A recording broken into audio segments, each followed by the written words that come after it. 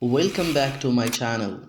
As you know, 26th November was the Constitution Day which has been passed.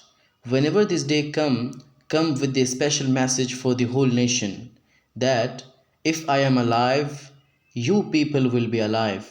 Otherwise, the power holders did not let you breathe in the country by imposing anti-national laws and orders. Afterwards, today we are going to discuss an important article. The Constitution still thrives. Let it show India the way. Here we discuss some essential subtopics as like 26th November 1949, the Constitution Day, Kargil War 1999, Galwan Incident 2020, Rashtriy Swayamsevak Sangh, the Jana Sangh, Egalitarian Polity, Uniform Civil Code, Widow Remarriage Act, the Sardar Act, ICC International Criminal Court, and International Court of Justice. The Constitution Day. The Constitution Day, also known as National Law Day, is celebrated in India on 26th day of November every year to commemorate the adoption of the Constitution of India in 1949. Kargil War 1999. The Kargil War was fought between India and Pakistan from May to July 1999 in the Kargil district of Ladakh and elsewhere the line of control. The LOC is a military control line between Indian and Pakistani controlled parts of the former princely state of Jammu and Kashmir. In India, the conflict is also referred to as Operation Vijay, which was the code name of the Indian military operation in the region. The war took place because Pakistani armed forces entered Indian territory. Galwan Incident 2020. The Galwan Valley incident was a major clash between India and China in June 2020 that resulted in the death of at least 20 Indian and 4 Chinese soldiers. The clash was triggered by China's objections to Indian infrastructure projects, including the construction of a road in the Galwan River Valley that connects to an important airbase.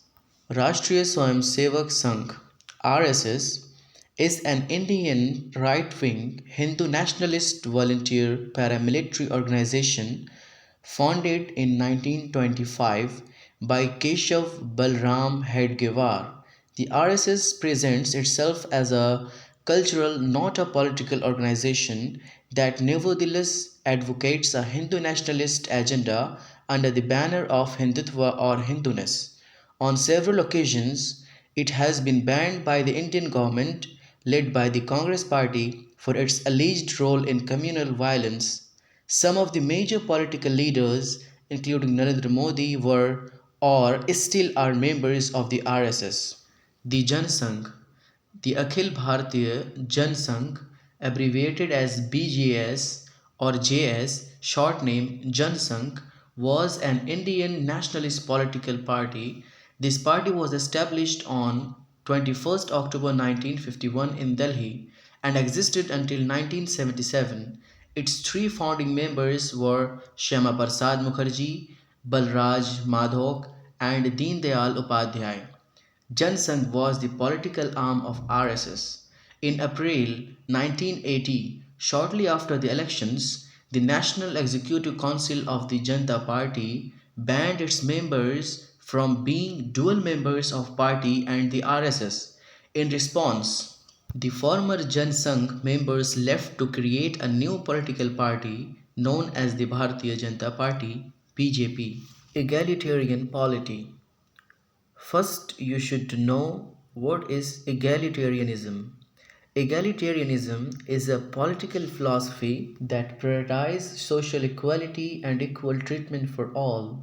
Egalitarianism has influenced many modern social movements, including the Enlightenment, feminism, civil rights, and international human rights. Political egalitarianism describes an influence and fair allocation of political power as influence, fair process, and fair treatment of all regardless of characteristics like race, religion, age, wealth, or intelligence. UCC Uniform Civil Code. UCC is defined in our Constitution under Article 44 of Directive Principle of State Policy. It is a set of laws that would apply to all citizens of India, regardless of their religion, and govern personal matters like marriage, divorce, adoption, and inheritance. But it is not legally enforceable. Uttarakhand became the first state to pass a law on the UCC in 2024. Assam and Gujarat are also working on implementing the UCC. Widow Remarriage Act 1856. The act legalized the remarriage of widows in all jurisdictions of India under East India Company rule. The law was enacted on 26 July 1856. It was drafted by Lord Dalhousie and passed by Lord Canning before the Indian Rebellion of 1857. The Sardar Act.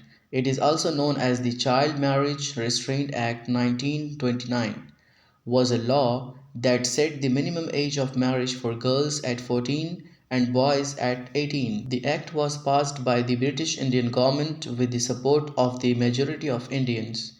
The Sardar Act was amended in 1949 and 1978 to increase the minimum age of marriage. In 1949, the age of marriage for girls was increased to 15. In 1978, the age of marriage for girls was increased to 18 and for boys to 21. ICC International Criminal Court. ICC is an international tribunal that investigates and tries individuals accused of the most serious crimes against international law: genocide, war crimes, crimes against humanity, and the crime of aggression. The ICC is the world's first permanent international criminal court. It was established in 2002 after 60 countries signed the Rome Statute in 1998. The ICC is governed by the Rome Statute, an international treaty. ICJ, the International Court of Justice. It is the primary judicial organ of the UN that settles disputes between nations and provides legal advice. It was established in 1945 and began work in 1946. Located in The Hague, Netherlands, at the Peace Palace. Here we conclude today's discussion. Let me meet again with the more essential topics.